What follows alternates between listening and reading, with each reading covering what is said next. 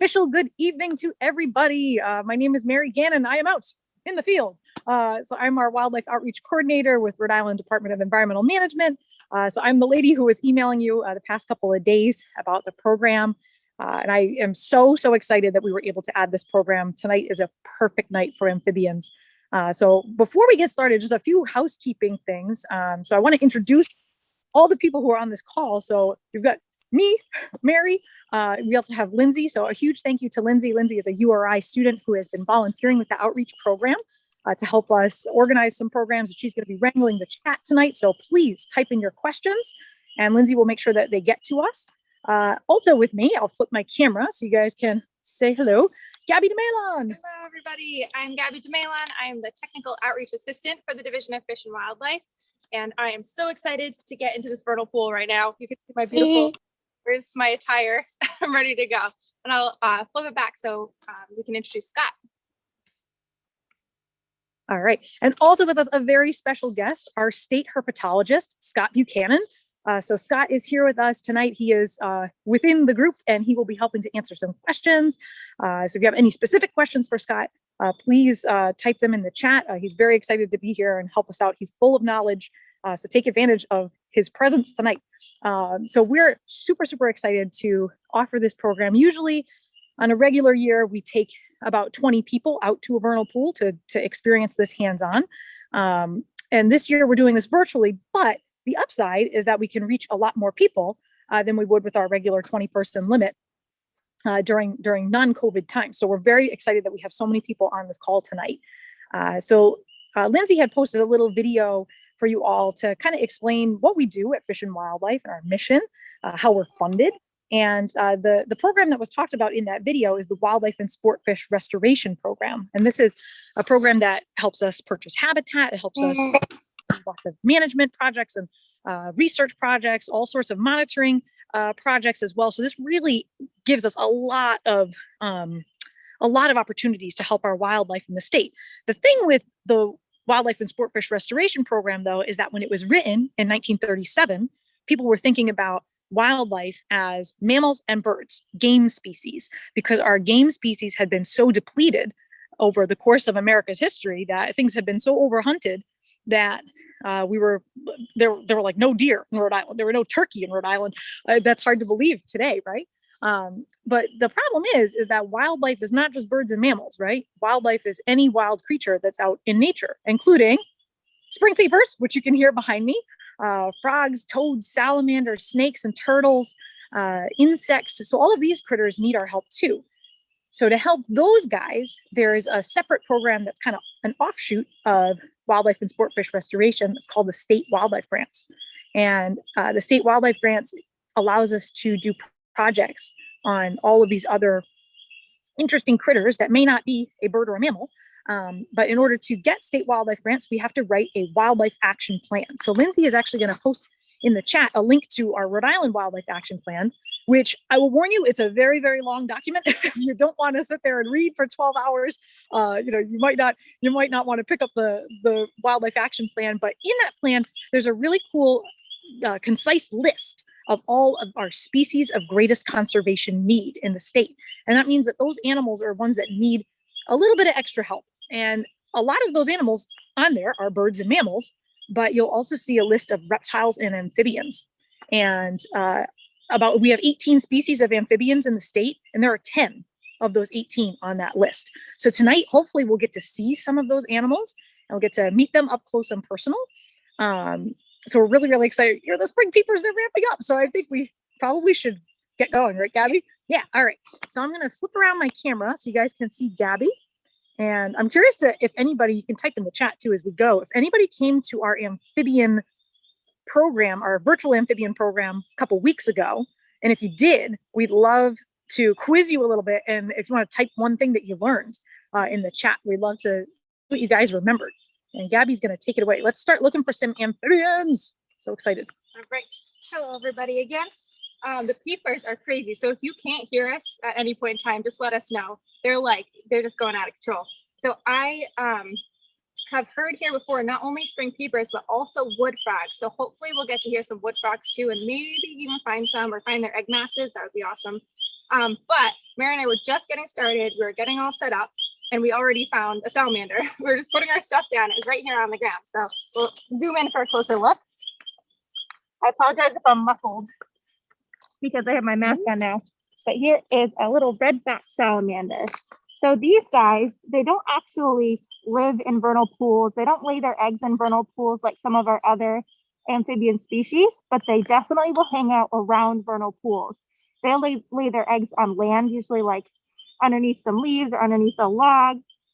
So these guys, they can come in 3 different color morphs. So they can be red-back, like this one. They can be lead-back, which means they're like all black.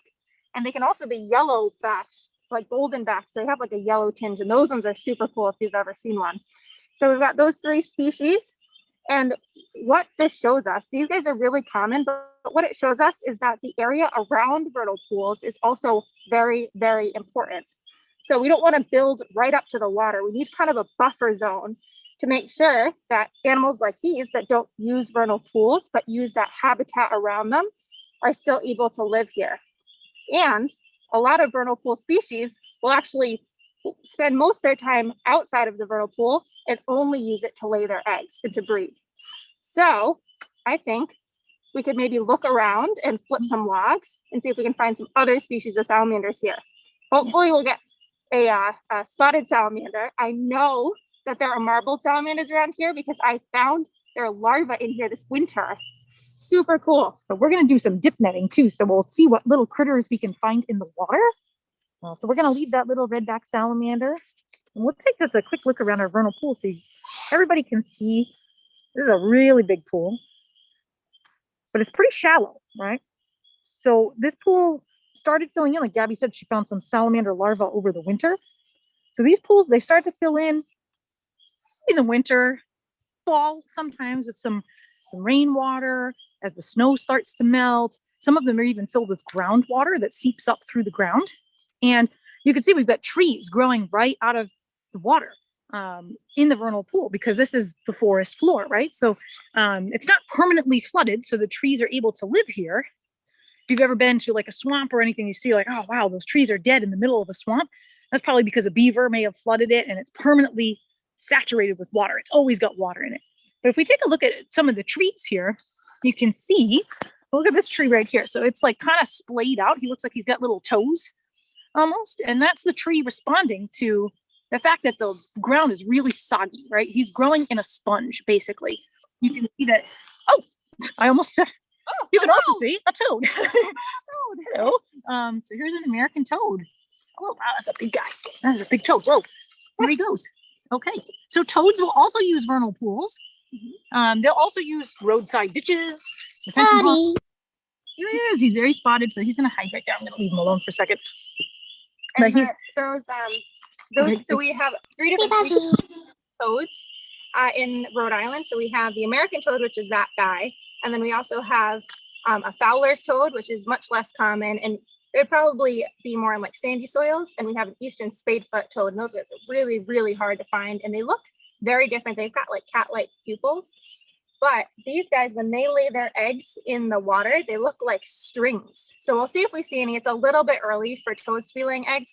But on the off chance, we'll keep an eye out for them. Gabby, do you want to grab that toad? Actually, do you want to show everybody the proper way to hold an amphibian? All right.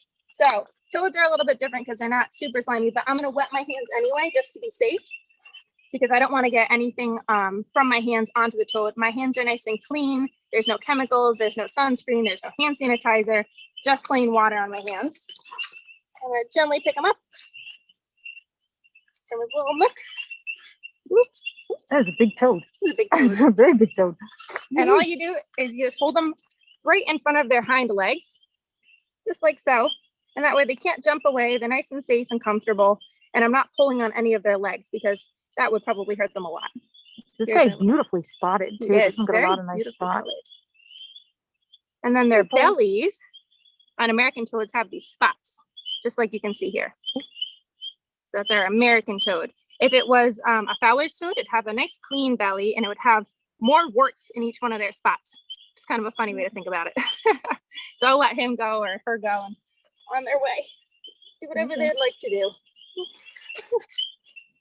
All right. I think we're going to have an awesome night tonight because it's so warm and it was just raining all day. So Humid. everything's still kind of Nice and moist. humid.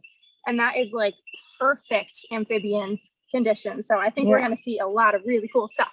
Yeah. I'm so excited already. We've already seen 2 and we just started. I know. So that's like one thing to remember. So like I was looking at that tree and I almost stepped on that toad. So if you're ever walking around a vernal pool, it's a good thing to watch your step, right? Be very careful because a lot of these animals, they hide under logs, they hide under leaves, they camouflage really well. And these peepers right here. I'm getting excited. Okay, let's go. All right. Let's go, Gabby. All right. So let's find some logs to flip. I see someone left some junk in here, which is unfortunate.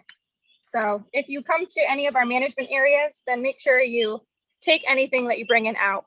And someone obviously had a can fire in here and they left everything in here. So they shouldn't have even had a fire in the first place. But we'll look under their logs anyway. Gabby, while you're flipping some logs, I'm just going to say a couple of words about our management areas. So in the video, we talked about what a management area is. So management areas are primarily for wildlife habitat, of course, but we do allow hunting and fishing on the management areas as well. The one that we're standing in right now, this is Hillsdale in Richmond. And Hillsdale is a unique one because it was actually given to the state by a family who had a farm, a large piece of property, and they left it to the state in their will to fish and wildlife. And so we'd like this to be a nature preserve. So they specifically requested in their will to not allow hunting on this property. So we honored that wish and we have a really beautiful piece of property for our wildlife, which is great. But we've got about 60,000 acres of land that's conserved throughout the state in our management area system. And one thing to that's really important, and you noticed in the video, Gabby and I were wearing orange vests, and we're not wearing orange vests tonight because it's the month of March, but there's no hunting in this month. But if you visit a management area from September to May, it is required that you wear fluorescent orange. And that's because it's the hunting season. So we talk to a lot of hunters, we work with a lot of hunters. And one thing that they've been expressing to us over the years is that we always encounter hikers or bird watchers or horseback riders or bikers who are using the management areas, and it's okay for them to use them, but they're not wearing their fluorescent orange. That becomes a safety issue. So this is something that I've been hearing a lot lately. So I just want to stress that to everybody, that we have to all be safe in the management areas so that we can all use them properly. So that's just my little PSA about fluorescent orange. So starting again next month, April and May is spring turkey. So make sure that you have a fluorescent orange vest before you come out in the management areas. I'm going to catch up to Gabby.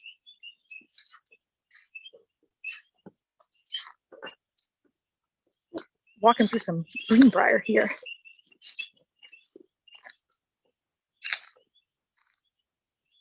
Let's see, while we're kind of looking around, does anybody have any questions?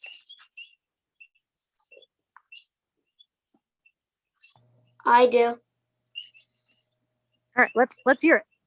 So, are frogs out now, or have they awoken? Are they because I just logged on. Are you looking out for frogs? Did they just wake up? Yeah, that's a great question. So the frogs are definitely out. So that peep, peep, peep, peep, peep, peep behind me. Those are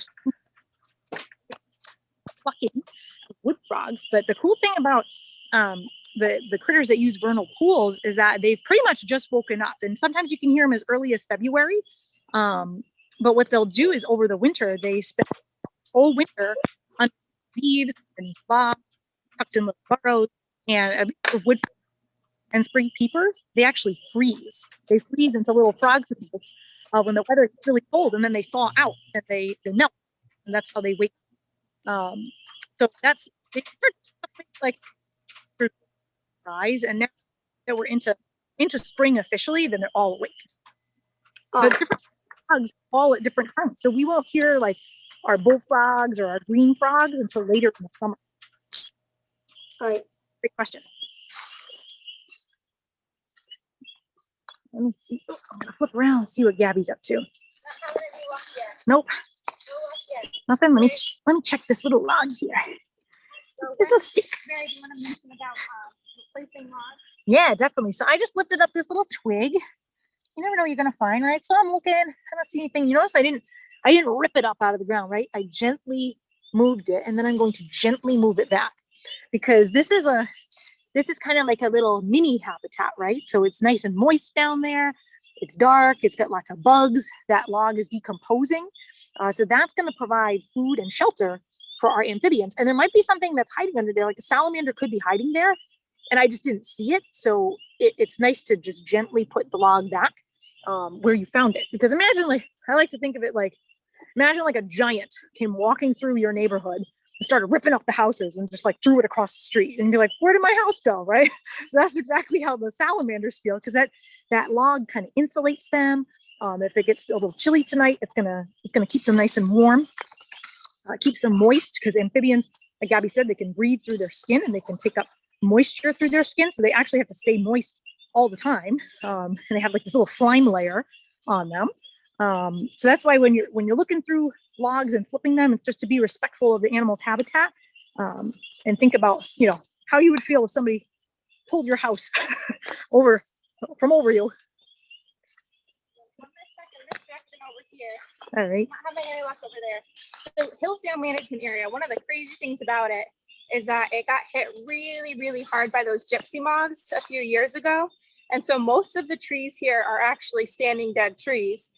And some of them have lost their limbs, but not all of them. So there's not a ton of dead limbs on the ground over here, but maybe we'll have some better luck over there. And I'm also just looking at my feet because, like Mary said, this time of year, amphibians are emerging from their winter homes where they spent the winter. So they might just be crawling across the leaf litter tonight, making their way to the vernal pool to lay eggs. So I'm being really careful about where I'm stepping. I also want to ask everybody, so we're hearing a lot of spring peepers calling. They're calling away. It's super, super loud, right? So I have a question for you guys. Do you think that those are the male frogs or the female frogs that are calling? We could just shout it out too. Male. Male. It's the male frogs? Male.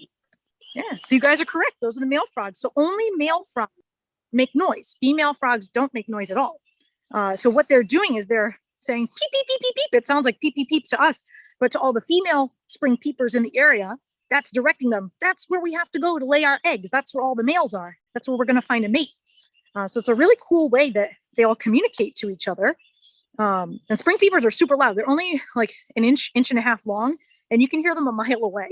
So like actually a mile away. They're very, very loud for such a tiny little critter. Oh, I'm seeing some, Gabby, I'm seeing some things rippling. Found another redback Oh, salamander. another one? Yeah. In the big log. Very beautiful one. Wow. Oh, he's just about to crawl underneath that leaf, but he's like really bright and beautiful. You guys can see his little tail. Gabby's just pulling. There he is. One's much more red than the other one was. So I'm a little bit worried that I'm going to squish him. So I'm just going to wet my hand in the soil over here, where I know it's nice and moist. I'm going to move him to the side. And then I'm going to put down the log first because I don't want to squish him. There we go. He moved out of the way. I don't want to squish him. So if you ever find an amphibian and it's underneath the log, you don't want to put the big log back down on top of him if you can help it. Put that down nice and gently. So he'll crawl his way back. Yep. Into his little spot. Oh, yeah, There there's are some peepers, peepers right peepers around us. like behind us. He's preemptively calling This before he is gets the to the bane pool. of our existence, is trying to find peepers when they're right in front of you. It's Yeah. really, really hard to do. So you guys heard it, right? So like they're literally like right in here, but they're so small, right? They're only an inch and a half long, and they're tan, so they blend in really, really well. I'm just gonna like scan around here, see if I can And see anything. I just saw one. Here it is. Oh, Gabby's going. Let's see if I can catch it. All right. Oh, I see him hopping. You want the net? Maybe. Oh, I'll grab you a net. So we have some little frog nets that we can use. Those little guys, they're making their way. Oh, where's my net? There. Mary, can you talk a little bit more about what spring peepers are and just the species in general? Yeah, sure. So spring peepers are frogs. Right? Oh, Gabby got him. Yay, Gabby, good job. All right. I'm going to put him in a little bin over Oh, yeah, here so we can see him. Great. because he's very good. So spring peepers are our smallest frog in Rhode Island. I'll still around for a minute. Yeah, they're actually tree frogs. Wow, there he Of goes. course he jumped out of the bucket. Oh, shoot. Come back. Oh, he's going to the pond. I want to go let it there. So spring peepers are small frog. They're actually tree frogs. They have sticky toes. The only times I've really seen spring peepers, I actually had one jump on me from, there he is. You can see how tiny he is. I had one jump on me from in a tree. Oh, there you go. Let him go. You guys gotta look right. Yeah, I don't know if we got a good look. Let me see if I can get him right here. Okay, so you can see. Oh no! Come back. Let's try to grab him again. Oh, no. Oh wow! He's like moving. They're really hard to catch because they're super fast. Oh, good job, Gabby. All right, so I want to show them the cross on the back too. So spring peepers, their scientific name is Pseudacus crucifer. So crucifer means cross. So you can see there's like a little X on his back. So you've got that little X, so that tells you that's a spring peeper. His size also tells you it's a spring peeper. And they are one of, oh, there he goes. So he's sticking to the side with those little sticky toes. And sometimes you get pictures from people, they've got them like on their windows early in the spring. You'll see them sticking on people's window panes as they're kind of finding their way around. I don't want to get too close because I don't want to spook him again. He's sticking with those cute little toes. Whoops. He's going to swim around. So he's heading to the pool, and somebody's saying this peeper is an escape artist. He is. Yes, they Right? are. They They're are. hard to find and they're easy to lose. They are, yeah. So this little guy, I mean, look at that little guy. You can hear this guy a mile away. That's how loud he is, just from that little tiny body. So they're one of our earliest frogs to call, aside from the wood frog. And like I answered before, our question, these guys actually freeze solid. They spend their whole winter underneath leaf litter and little burrows on the forest floor. Unlike, like bullfrogs or green frogs, the frogs that we hear in the middle of the summer, they live in permanent ponds. Those guys actually freeze. They don't actually freeze. They sit on the bottom of the pond, and the water freezes above them on the surface, and that makes like a little insulation packet for them. So they spend their winter in the water. So these little guys, though, they're pretty tough for being so small. Can you imagine like spending your whole winter tucked underneath a leaf? It'd be pretty cold. So I've seen these guys, they're hard to find if they're in the leaf litter, but I have seen these guys crossing the road. Yeah. So amphibians will cross the road sometimes if their winter habitat is on one side and then their breeding habitat is on another. So keep your eyes out for these guys. They're really small, but you can see them when they're hopping. Mm-hmm. And I will even sometimes just go out on rainy nights because I love them so much. And I'll look and they blend in so well to the pavement, but you can see them out there. You might see some spotted salamanders trying to cross, some wood frogs. I've seen toads, I've seen green frogs, I've seen bullfrogs, I've seen everything. And they all are crossing the road. So they're easy to see if you look for them while they're crossing the road, especially when they're hopping along. Yeah. And the spotted salamanders, even though they don't hop, they crawl. You'll see them, you'll be like, what is that thing squirming on the road? Because they'll walk like this across the road. So you can see them if you keep your eyes peeled, even though they're small. So it's Yeah. A question about what is the best time of day to find a spring peeper? the best time of day. So right now is a great time. So we're at dusk, just as they're starting to fall. Although yesterday I was walking at Great Swamp during a meeting, and I heard wood frogs and spring peepers calling at 10 a.m. So, so when it's the peak breeding season, when they've woken up and they're ready to go, they'll call for a long time. But primarily, frogs are nocturnal in their breeding habits. So they're out at night. But this is a great time because the sun is just starting to set. It's starting to get a little dark. But we can still see them. So I would say this is a really great time to come out and look and listen. And as Gabby said, as you're driving in the spring, like a night like tonight, be very careful. Keep your eyes on the road because these guys are crossing. And Gabby mentioned, the upland, the forested area around the vernal pool is very important for these guys, but they might spend time in the upland across the street, right? There's some houses across the street, but they've got a lot of woods behind them. So they probably hang out in those backyards, in those woods, for the rest of the season. In the summertime, they're hopping around, they're looking for food, into the fall until they go into their dormant period for the winter. So these guys don't just stick around in this little tiny area. They need a good chunk of habitat around them. All right, Mary, I think we should let this little guy go. I think so. He's like, I've had enough of being on camera. So you can see we have him in a bin right now, but we would never take an amphibian home with us or take it to the office with us. That's really important. So it's actually illegal to take any wildlife home and keep it as a pet. So we're going to let this guy go. The reason why we don't want to do that is because some of these species are really sensitive. So even removing one animal like turtles, if you remove one turtle from a population, it can actually cause the whole population to crash because that one turtle is so important.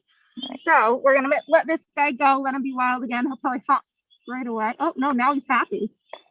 Oh, he's so cute. Bye, buddy. Have fun.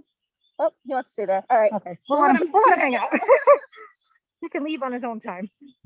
All right. I can actually hear the peepers. Like they must be coming out of the woods right now. Like Right here, just today, yeah. because I can hear them. Like they're all right on the edge. So I'm gonna walk very Be quickly. very careful. Yeah. So I might turn on my headlamp actually, just in case we.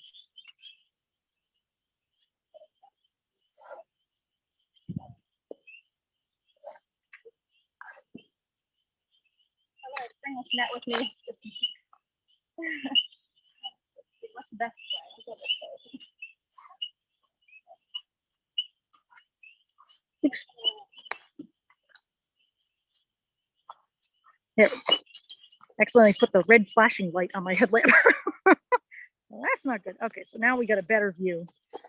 You saw that guy was perfectly camouflaged. Gabby, do you want to take a look at try to find some egg masses? I thought I heard one wood frog. Peepers are a little more shy. The peepers are less shy.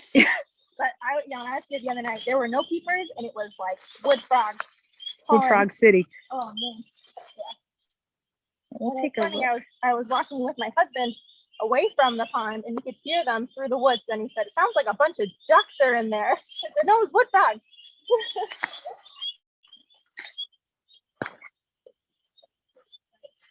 All right. Ready into the pool. Yeah, let's dive. No. So when I'm walking this pool, I'm being super duper careful. Just like Mary said, amphibians can be beneath the leaves, even in the pool. So I'm gonna walk really slowly, kind of like kick to make sure that nothing's under my feet, and then step down. So that's why I'm moving so slowly. Yeah. Also, it's really hard to walk in waders in the water because you don't know what's underneath the leaves. Yeah. There could be logs, so I might try. Yeah. I'm gonna try not to do that though. So you kind of give like the frogs and whatever else is in there. Oh, something just hopped that way. I think it was a peeper. You give them like kind of a second to like swim away. So give them a fair warning that you're coming. Down here. So I apologize if anybody gets seasick. I'm watching where I'm stepping and trying to film Gabby at the same time. So, so don't judge my filming capabilities too harshly. So one of the other characteristics of vernal pools, besides that they are only seasonally filled with water, is that there's no fish and there are fairy shrimp. So I know there are fairy shrimp in here because I saw them also through the ice this winter. They were out swimming around. So maybe we'll see some of those also as we kind of gently walk through here. We're gonna get a net in the water too, so we can maybe pull up some critters. So now, anybody want to take a guess what other bugs and invertebrates might use vernal pools?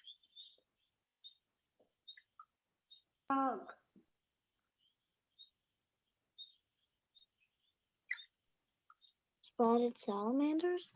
This is spotted salamanders are definitely in here. What about some insects? Do you guys think any insects live here? The spiders? Dragonfly. Dragonflies, absolutely. So I don't know if you guys can see, but my shadow of my phone. Oh, can you see that little thing that's swimming around? See that little guy? He's like swimming right there. Oh, he just went. So this is a fairy shrimp. We've got a fairy shrimp right there.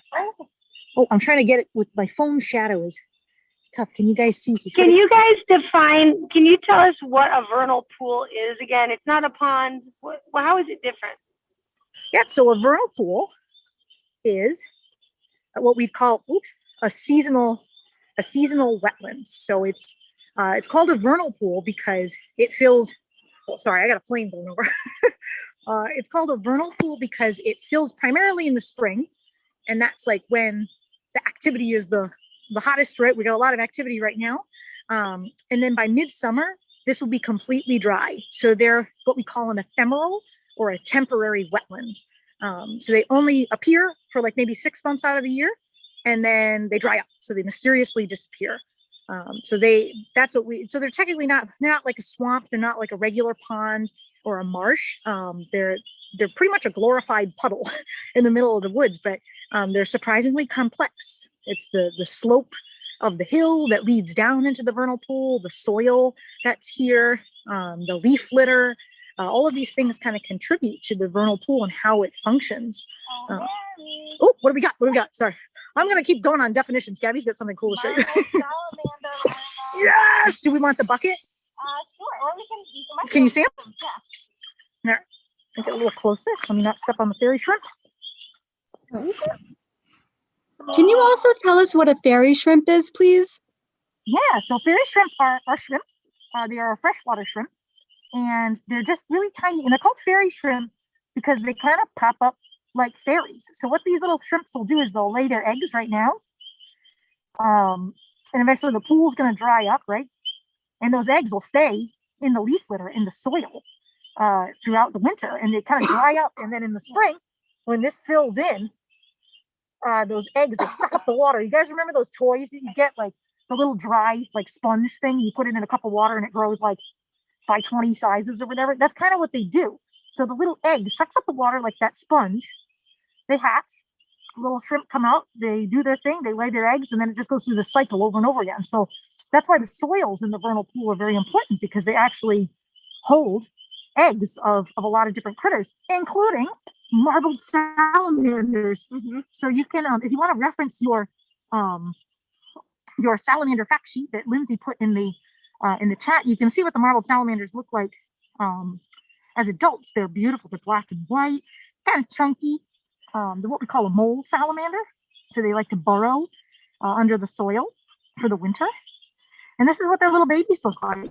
So they're really cool because they lay their eggs in the fall when the pool is dry. And then the pool fills in, the eggs hatch over the winter. So Gabby said she saw them under the ice this winter. So these little guys, they will hatch, and they don't really look like frog tadpoles, right? Because these little gills, if anybody's ever seen an axolotl in the pet shop or whatever, they look like the axolotl, right? They got those cool little like feathery gills on the side. Get a little closer so you guys can see. It's hard with the shadow of the phone and the glare of the headlamp, but there we go. That's a good shot. You can see, so Gabby, they have legs yet? I can't see. Oh, they've got little front feet. They got little front legs. Oh, there we go. So they're going to start, they're starting their metamorphosis. So these guys, their little gills will disappear. They're going to get back legs. Their tail's going to not have a fin anymore.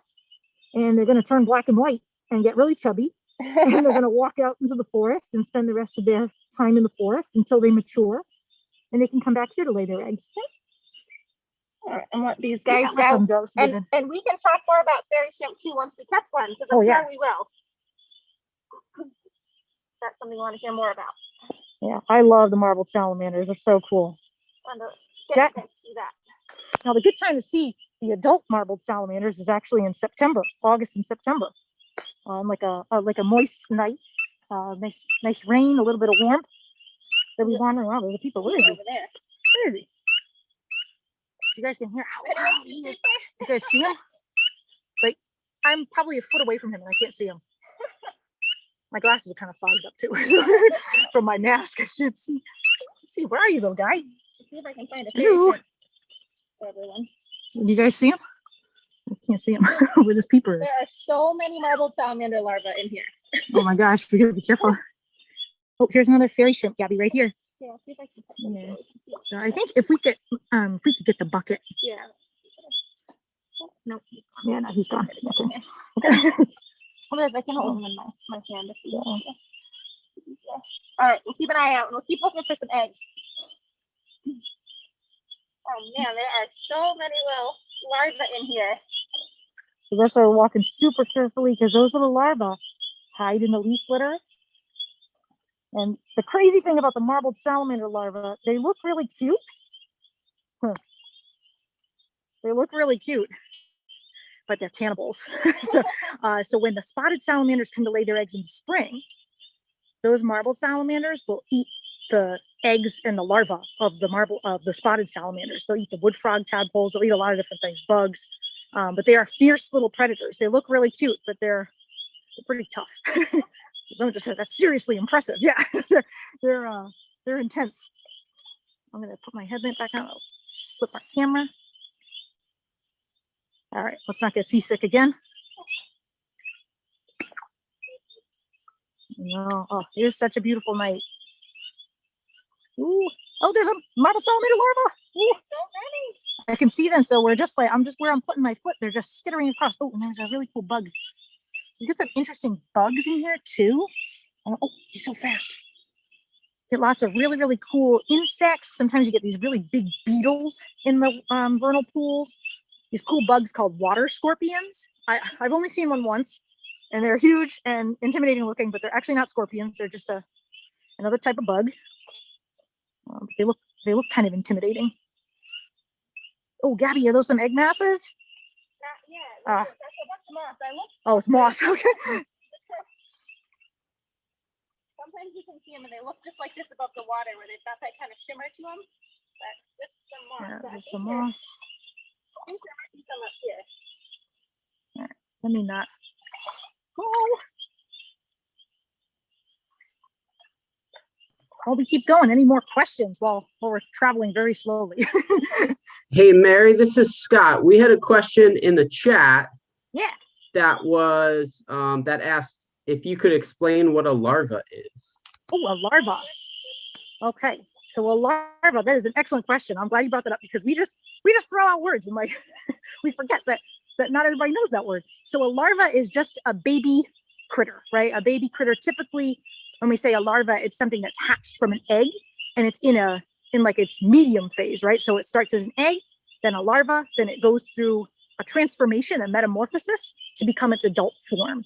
So when we say a larva, like a salamander larva, a dragonfly larva, right? They don't look like their adult form. They're kind of, I say like they're in their awkward phase, right? They're growing. So the larva is kind of its first little form, and then it turns into something else. Does that make sense? Oh, I just see something go flop over there. Plop. Things that go plop in the pool. We also had a question in the chat about have the frog tadpoles emerged yet? Could you talk a little bit about temporal separation? Yeah. So right now, we haven't seen any frog tadpoles. So the frogs are actively calling, right? They're saying, come and lay your eggs. So over the next few weeks, this will continue, right? And you can hear Peeper as well into April. And they'll keep going, but for the most part, it's like March, late March, early April. And then their activity kind of dies down a little bit. So they're coming in here, they're mating, they're laying their eggs. And then those eggs will hatch maybe into May, late April, May, depending on when they were laid, right? So if we had a really warm March or even February, we might see those tadpoles emerge faster. So right now we don't see any tadpoles yet because we didn't have any activity prior to really this week, I would say. And then those little tadpoles will hatch out and then they're gonna metamorphose by June, maybe July if they were laid kind of late. But they're working against time, right? Because especially if we have like a really hot, summer, or if we get a hot July that doesn't have a lot of rain, or a June that doesn't have a lot of rain, this is going to dry up much faster. So that's something to think about, even with climate change too. If we start to have hotter seasons that are drier, or we see drought, in the fall, that's going to affect the vernal pools and how much water they have. And these animals, they've evolved to a point, but they can't evolve quickly, right? They can't be like, oh no, the pool is drying up. That means I have to develop faster. I have to turn from an egg to a tadpole to a frog faster. They have a set time. They can't just speed up their body. So that's something that we're concerned about with these critters. That's why a lot of them are species of greatest conservation need because of climate change, and also just because of habitat loss and pollution of the pools and loss of habitat around the pools, because that protects them as well. So, I have a question. Oh, okay. Gabby's got some stuff, and we can continue to ask questions. Let me flip the camera. There we go. Okay. Let me make my way over. Oh, there's something swimming.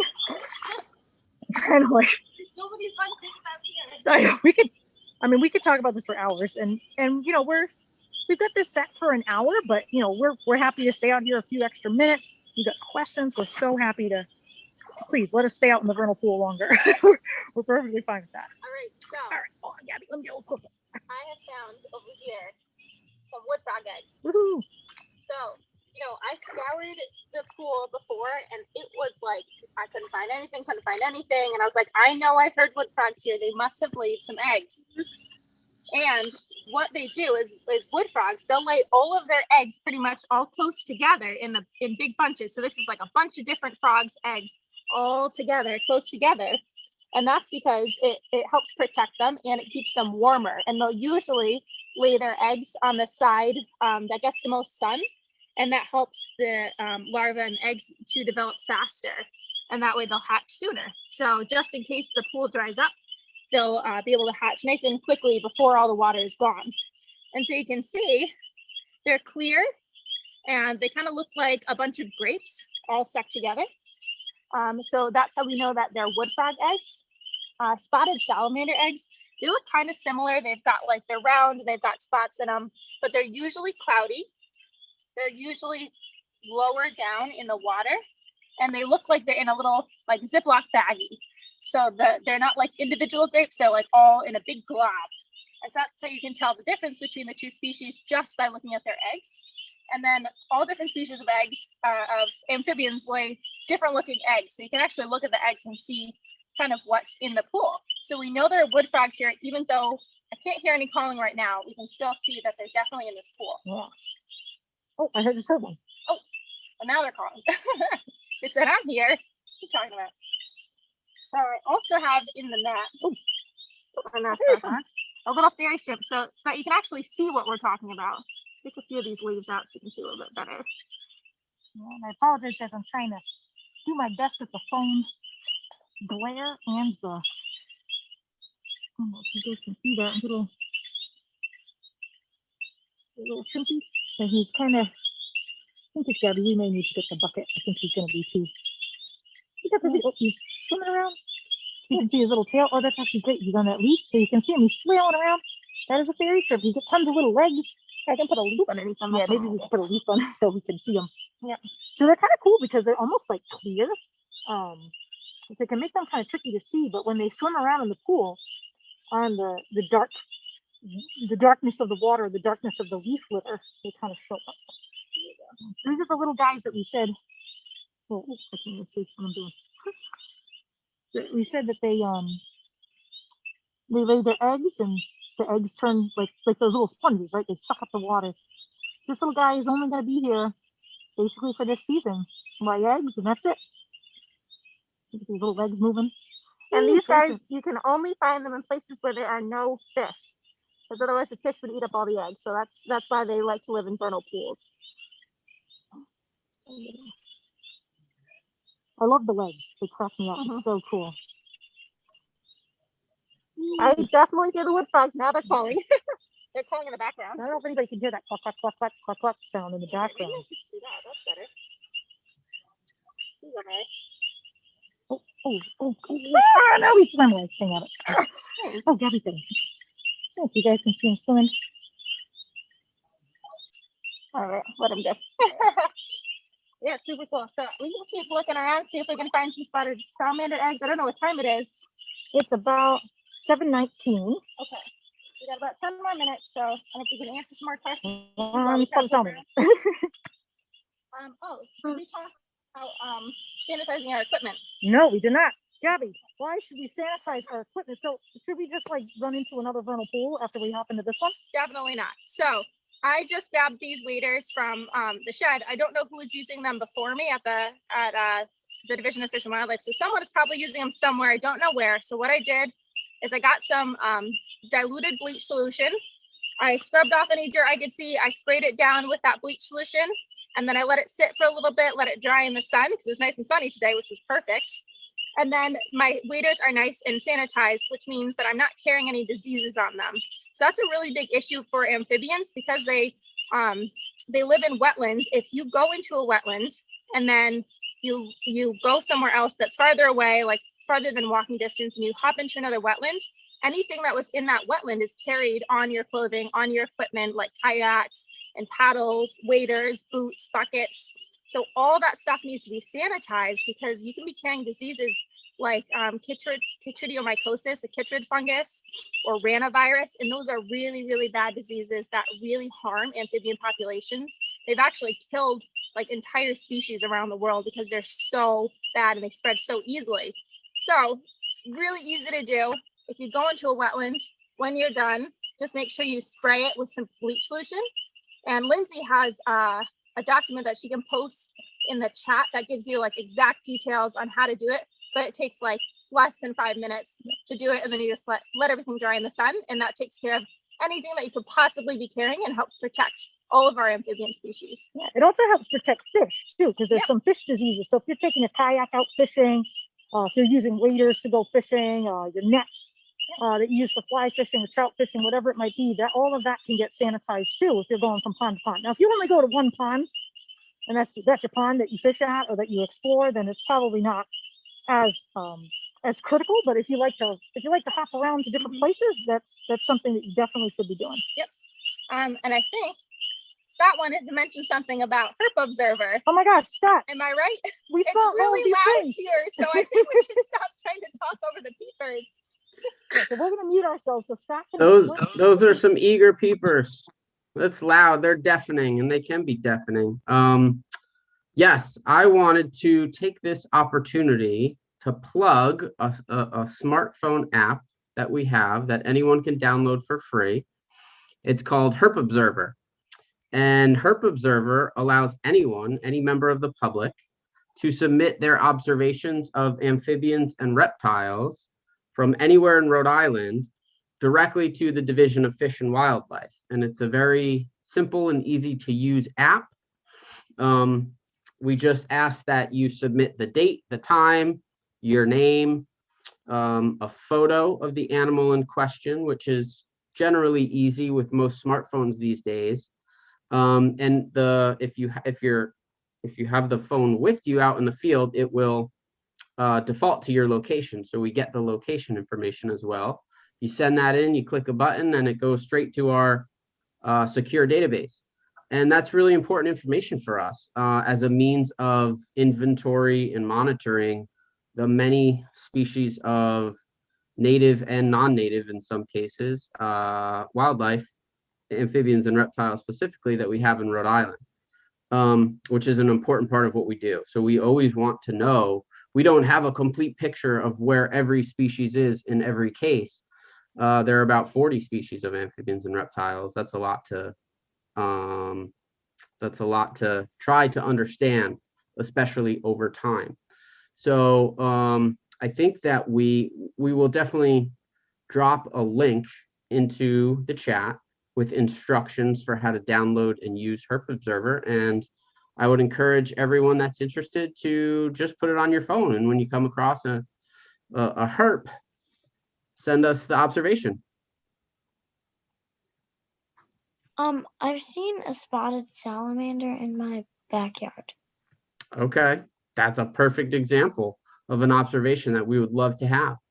And all you have to do is, take a photograph with a phone of that animal, and just put some minimal information in and hit send, and then we have it. Then we know that there's spotted salamanders there, which helps us understand the distribution of that species across the entire Rhode Island landscape, which is really important for management and conservation. Excuse me. Is there, for some reason on my mom's phone, it says Herp Observer isn't on the App Store. It isn't on the App Store. It's actually not on the App Store. So that's a good point. I'm glad you brought it up. There's specific instructions. I won't get into the details now, but we're going to drop the link in to the chat, and you'll be able to read the instructions. So you actually have to download a different app called Survey 123, which is an ArcGIS app. And then you download Herp Observer within that app called Survey 123, which is a little complicated, but once you see the instructions, it should make sense. And an exciting feature that we just added to the app is the ability to record audio. So in the past, if you came across calling frogs, for example, you could submit it, but you could only submit it with a photograph of the habitat, and it was difficult for biologists like myself to confirm whether or not that species ID was correct. Now that you can submit the audio, an audio file directly with that observation, we can listen to it. We can listen to what you heard out there in the field, and we can confirm that it's in fact that species, like a spring peeper, like we just heard, or like a wood frog, which are also calling right now. So Scott, we actually got, I gotta flip around, hold on. Yeah, we actually got a wood frog. In the Ah, meantime. beautiful. Woohoo! See it. Gabby, you want to talk about the wood frog? So here's a little wood frog. This one's pretty small. And sorry, I'm losing my neck. So this guy's pretty small. He was obviously sleeping underneath the leaf litter because there's a newt too. I actually saw a newt in the water, and I was aiming for the newt, and I came up with the wood frog, which is pretty funny. But these guys are the ones Mary was talking about that freeze solid in the winter time. So the way you can identify these is they've got that black mask. So you can see it's got like a white lip. I don't know if you can see it, and a black mask. And these guys, those are the ones that laid those eggs in the pool that look like grapes. So these guys are really cool. This one is, like I said, pretty small. They're usually a little bit bigger, and they're brown. Sometimes they're orange. Sometimes they're more gray, or even pink. Yeah. So they can be kind of all different colors. But if you look for that black mask with the white lip, that's a pretty good indicator that you have a wood frog. So yeah, there also was a red spotted newt that I could see beneath the water, and that's what I was aiming for. Whoop, there he goes. He's like, I've had enough. So those guys are also wicked cool. So they start in the water, they go on land, and they're what you call a red F when they're in their juvenile stage. And they look like bright red, like flaming red or orange. They look like a lizard almost. Yeah, they don't even look like an amphibian. Their They're skin scaly. looks dry and rough. So they'll live on land for up to 7 years, and then they'll actually return to the water, and they'll actually live in the water as adults again, which is crazy. I think it is just like the coolest thing. So I saw one in here. So maybe some of those larvae we were seeing could have been red-spotted newt larvae. I'm not that great at identifying the larvae. So if you look at your salamander fact sheet in the chat, you can see a picture of the red-spotted newt and what it looks like as an adult. I don't know if we're gonna find him, Gabby. Guys, this is the best vernal pool night ever. Woohoo! So, I just wanted to, Gabby brought up a good point about sorry guys, I'm gonna douse my light here. Gabby brought up a great point about locations of animals. So, when we're submitting to Herp Observer, those locations are just going to Scott, right? So that's only going to the Division of Fish and Wildlife, and that's safe, right? So but we like to tell people, if you see wood frogs or peepers, if you want to post a picture on social media or the sounds or whatever, we get all excited, right? That's not too big of a deal. But with our turtles particularly, we highly encourage everyone, if you see a turtle, especially a rare turtle, like our box turtles, spotted turtle, wood turtle, these turtles are beautiful, beautiful animals. But it's really, it can be kind of harmful to them when we post online and we post exactly where we found them. Because unfortunately, these species, these turtles that are so beautiful, people like to snatch them up for pets, to sell as pets. And like Gabby said, when we remove just one turtle from a pond or a marsh, or take one out of that population, that can be a really big problem for that population as a whole, for those turtle species. So we always want to make sure that, we're not taking the turtle home, right? We're just taking a photo and telling our friends we saw it. But there are people, poachers. We think about poachers as being people who kill animals illegally, but poachers are also people who pick up animals and sell them secretly, and it's actually illegal to do that. So that's one really great way that you can help protect our turtles, is to kind of keep their location secret. If you see it, enjoy it, and be excited that you saw a turtle. Definitely send their picture to Scott through Herp Observer, but we ask that you kind of keep it a secret from Facebook and Instagram and places like that, because there are people on the prowl for our turtles, believe it or not. I don't know, Scott, if you want to add anything to that. No, I think you covered all the bases, Mary, and we appreciate everyone's cooperation in doing that. It's the turtles. The turtles are the big issue. So we want to be careful about revealing locations. That's the bottom line. We at the Division of Fish and Wildlife are very cautious about doing that and very protective of our own data about locations for certain species. And it's generally just good practice for all species of conservation concern, particularly threatened and endangered species. One other thing I wanted to comment on very quickly was just the desire to take animals home. I saw a couple comments that folks had rescued snapping turtles, and our policy on that, if you have an injured species of wildlife, any individual, any species, we would encourage you to collect that and bring that to the Wildlife Rehabilitation Center in North Kingstown. But only if it's injured. If it's not injured, if you just find one walking around, we want to make sure that you understand that you should just leave it be. We don't want to encourage collection of any animals, even individual young animals, amphibians and reptiles. They're beautiful, they're attractive, we love them. There's a desire to bring them into our homes, but we don't want to encourage that. If you did do it, say, for a couple days, and then put that animal right back out where you found it, no harm, no foul. That's fine.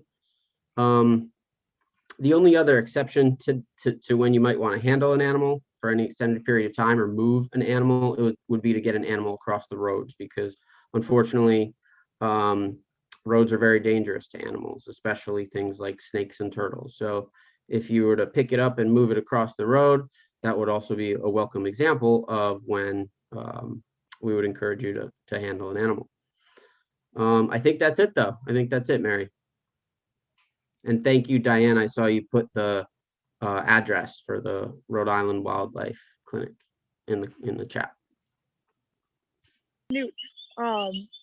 So yes, it's just about 7:30. Gabby's gonna keep looking for this newt, but we understand, folks have to duck out. We've got him. Oh, okay. Don't duck out yet. We have the newt. Hold on. What's that? Woohoo! Oh, there he is. He's so cool. Wow. Look at how beautiful. So it looks like a salamander. It is kind of a species of salamander. But like I said, they have that really unique life history. You can see its tail. It's actually flattened so it can swim better in the water. This is an adult right here. Gabby, do you think this one's a male or a female? I'm not sure. Because the males usually have like really big back legs, right, Scott? Yeah. This one, it's hard. These ones don't look too big, so this may be a female. Yeah. Super cool. So you can't really see it as hard in the dark, but they do have these little red spots. They get those cool little like pupils. Like they always remind me of Kermit the Frog with his pupils, the way his little eyes look. They're so cool. Oh, I love Newt so much. And these guys are actually poisonous, so nothing can eat them. And that's when they're in their juvenile stage. That also that coloring lets other animals know that they're actually poisonous. Like, don't eat me, I'm poisonous. This one now is more camouflage, so it blends in better. So cool though. Well, Scott's saying he's not sure if it's male or female. It's kind of hard to tell on this one. They're kind of big. I don't know. Yeah, the frogs are easy. The fairy shrimp are coming to me. Oh, they're like coming to my hand, fairy shrimp. So neat. Oh, this Newt is so cool. Hello. Oh, I put them a little bit in the water. See the gills. Yeah. See the little gills on the sides? Yeah. Oh, look at them. So cool. We finally got the Newt. Oh my gosh. So how many species did we get tonight? Oh my Gabby? gosh. This is absolutely the best little pool night ever. So we got wood frog, we got spring peeper, we've got red spotted newt, marbled salamander, fairy shrimp. We got redback salamanders. That's 6 species. American toad, 7 species. American toad, yeah. Yeah. This is a fantastic vernal pool. This is a great one. So this is larva there. That's another larva. Fine choice. Yeah. All right. And this is, like we've been out and, if it's just a little too cold, these guys are not as active.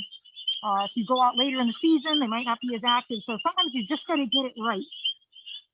And I have tried every year to get a spotted salamander at this program. And every year I have failed. So, we'll let him go. There you go. Hi, Newt. Hi. Every year. Awesome. Every year I'm foiled by the spotted salamanders because they're really tricky. They come out in mass, like they all come out all together, you know, and then if you miss them, you miss them. So I've only seen them a couple of times. All right. All right. So now that we're done at our vernal pool, we're gonna leave. We're gonna go home. What are we gonna do when we get home? Who knows? With my equipment. Shout it out. Clean your waders. Clean it. I'm That's gonna right. clean my net also. Yeah. And I'm also gonna sanitize those buckets where we had the spring peeper. So everything that touched the water is gonna get cleaned with that bleach solution. Yeah. Awesome. Thanks, guys. Awesome. So thank you all so much for joining us. We hope you learned them. And get out there and enjoy the spring peeper. Go listen. Go Throw outside open and your listen. windows. It's warm out. So thank you guys so much. We hope you have a lot of fun, and hopefully we'll be together in person again, and you guys will come out here in person with us and flip some logs. All right. Thank you all. Thanks everybody. Have a great night. Bye-bye. Bye. Thank you.